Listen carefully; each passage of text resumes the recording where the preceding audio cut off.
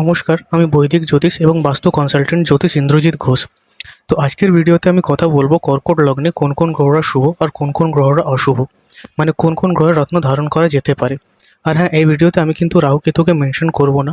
আর আপনার কুণ্ডলিতে কর্কট লগ্নে যদি গ্রহরা শুভ হয়, তাও গ্রহরত্ন ধারণ করার আগে কিন্তু আপনারা চার্ট বিশ্লেষণ করে নেবেন, তারপরেই গ্রহরত্ন ধারণ করবেন।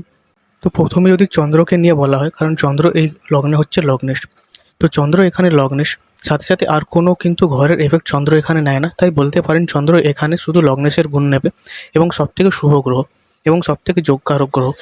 এবার যদি সূর্যের কথা বলা হয়, তো সূর্য এখানে দ্বিতীয় ভাব অর্থাৎ সমভাবের গ্রহ, তাই সূর্য এখানে মিশ্রিত ফল দেবে।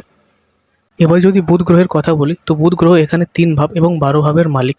তো বুধ এখানে মোটামুটি অশুভ গ্রহ এবং বুধ চন্দ্রকে নিজের শত্রুও মনে করে, তাই এই লগ্নে যেখানেই বসবে সেখানেই কিন্তু ক্ষতি পৌঁছানোর চেষ্টা করবে। এবার যদি শুক্রের কথা বলা হয়, তো শুক্র 4 ভাব আর 11 ভাবের মালিক। 4 ভাব কেন্দ্র ভাব আর 11 ভাব হচ্ছে অশুভ ভাব। তাই বলা যেতে পারে যে 4 ভাবের কিছুটা শুভ ফল ধরে রাখলেও বিশেষ করে সে 11 ভাবের অশুভ ফলই দেবে।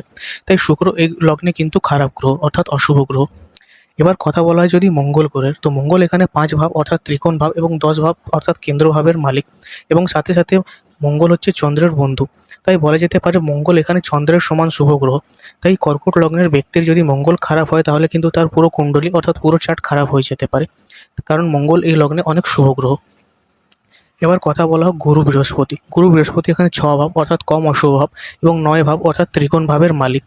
তাই গুরু এই লগ্নে বিশেষ করে 9 ভাবের ফল বেশি দেবে, তাই এই লগ্নে শুভ এবং যোগকারক।